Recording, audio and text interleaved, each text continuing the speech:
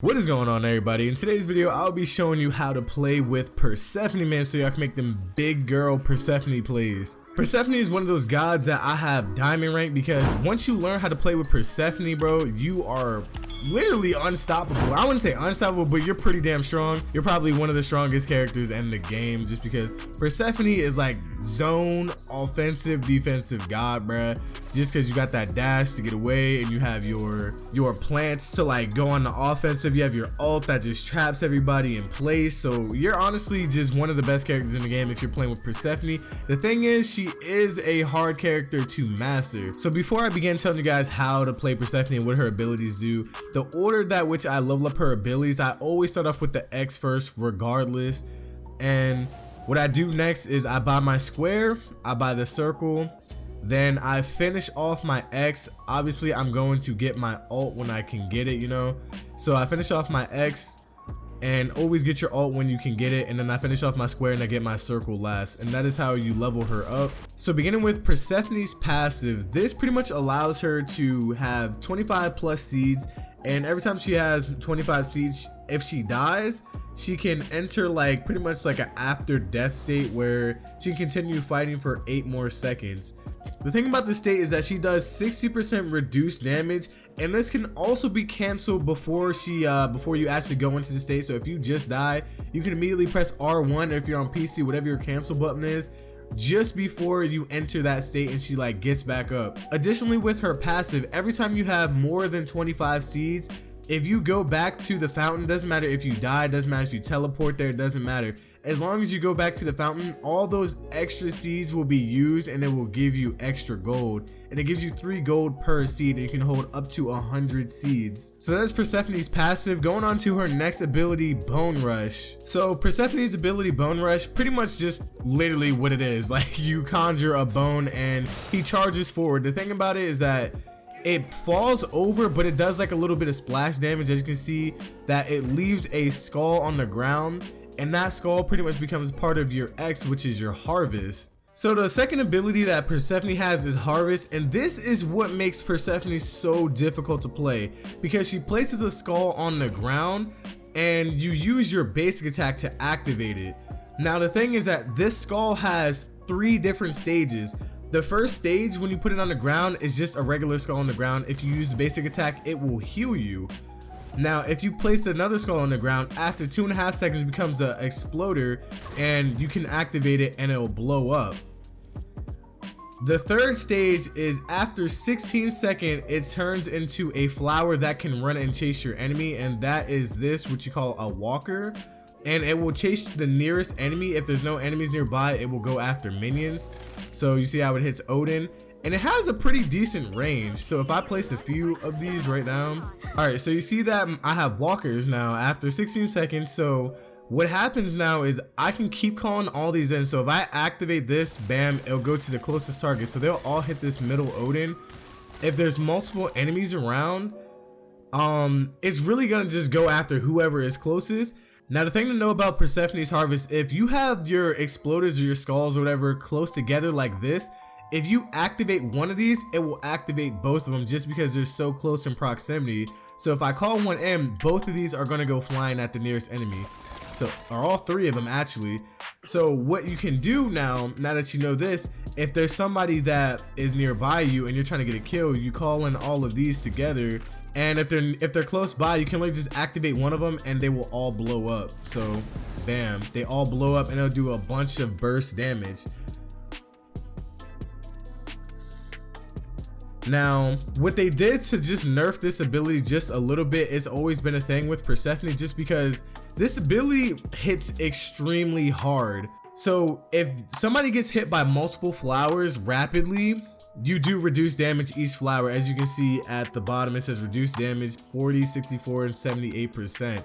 That is the max it'll get reduced by. So this is the main ability that makes Persephone so hard to use, because if you're in the heat of battle and you have people fighting you, well obviously the first one just heals you, so if you try to activate it real quick, you're just going to be healing yourself. You have to wait that 2.5 seconds to be able to actually do damage or anything, And you know, you don't want to just sit there and wait and get hit. You have to like back up and all sorts of stuff so you don't just get obliterated. And that brings us to Persephone's third ability, which is Flourish. So any harvest plants that you have within the area, if you activate Flourish, it will automatically grow a stage and it will automatically, you know, activate as well. So if your harvest is on the skull, it will automatically turn into a exploder and it'll blow up, as you see right there. If it's on the exploder, it will automatically turn into a walker, as you can see how it just went to a walker. And if it's already on the last stage, which is a walker, it will just chase after its enemy. The one thing to note about this ability is how normally you start off your harvest with the skull, which can heal you, right? But if you use this ability, it will automatically start off as an exploder, and you can literally go like that and just boom, blow somebody up. So if somebody's running away from you, just bam, just get them right there. Bam, hurry up and do it. And obviously the last and final ability is Persephone's ult, which she pretty much just throws a big old like skull at somebody. And the thing is about this ability, it will trap whoever it hits. It will trap them inside of the plant, and it will also tether any nearby enemies. So pretty much what happens is now when you use your abilities in a full sequence, is you can trap somebody with your ult, place a bunch of plants down, and hurry up and activate them with Flourish and just blow them up quickly. Now if you want to become a very good Persephone player, you're gonna have to learn how to automatically basic attack after you call down your harvest. So as soon as you press your X, basic attack, just so it'll blow up. So if you call in Flourish and say an enemy has like no health, you want to be able to call it in and hurry up and press your X and just activate your harvest. Also, when you're mid laning with Persephone, you can also go up, plant your plants, and then you can just wait for them to become walkers and literally just poke at your enemy, bro. And I promise you, you can juke the walkers. The thing is, they're not going to be able to juke all of them. They're just not going to. It's not gonna happen. So you're gonna constantly be able to poke at enemies that walk by, that come near you, the enemy mid laner. It doesn't even matter. You can play in the solo lane. I've even played Persephone as a support or even a carry, and it's just absolutely disgusting because the walkers are so evil, bro, and they do so much damage. Now let's talk about builds.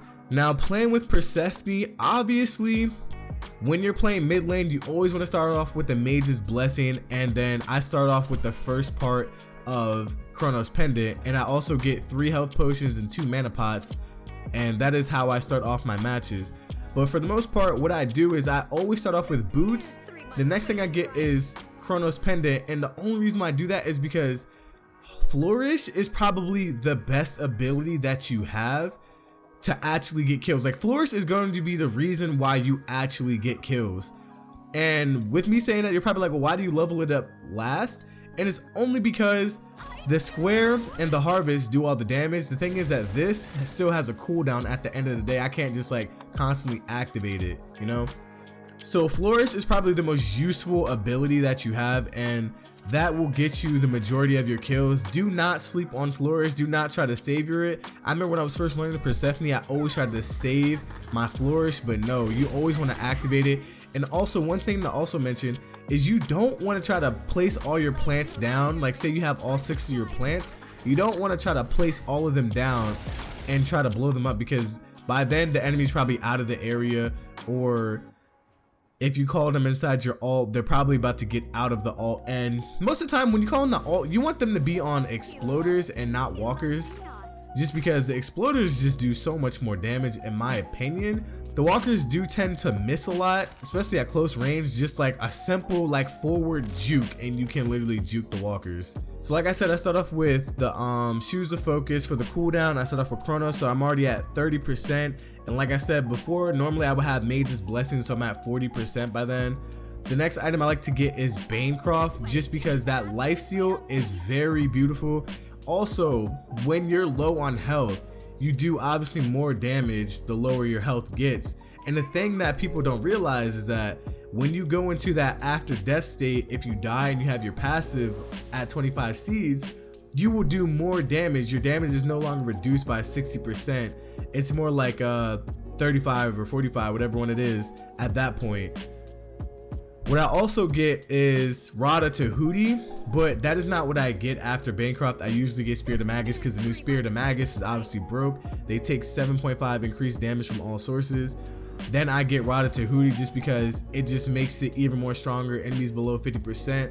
It pretty much makes your, if you die at that point and you're inside of Persephone's after death passive state, pretty much your damage is no longer reduced by 60%. It's only like 10% because enemies below 50% are taking 25% more damage. And also Bancroft's talent, you have no health at that point, and that's gonna cap at 25% I think as well, or actually 100% power. So pretty much it's almost like your damage is no longer reduced, but it's still kind of reduced, but not as much, so like 10% or something like that. And the last item that I get is Spirit Desolation, because once we get rid of the Mage's Blessing, we are gonna have to have that additional cooldown reduction. And this is the build that I usually rock with my Persephone. So yeah guys, this is how you play Persephone. I'm going to be showing you guys like a few clips just to show you guys like how it's really done with Persephone, especially when you're facing multiple enemies. If you guys enjoyed this video, be sure to like it, subscribe to the channel if you're new. I'm Big Cat 188 and I'm out. Peace. Has been slain. I cannot lie to them.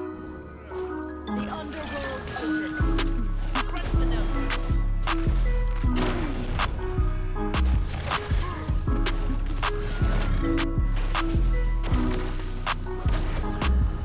You have slain an enemy. I summon life.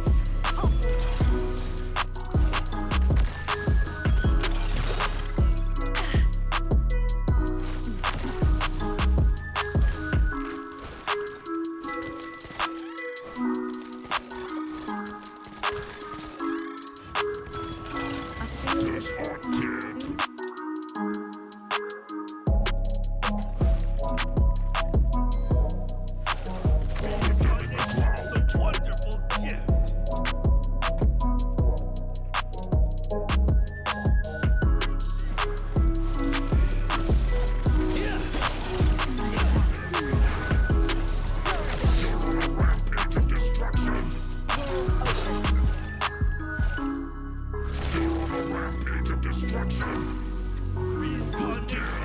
Wonderful gift. I am not. Not I see.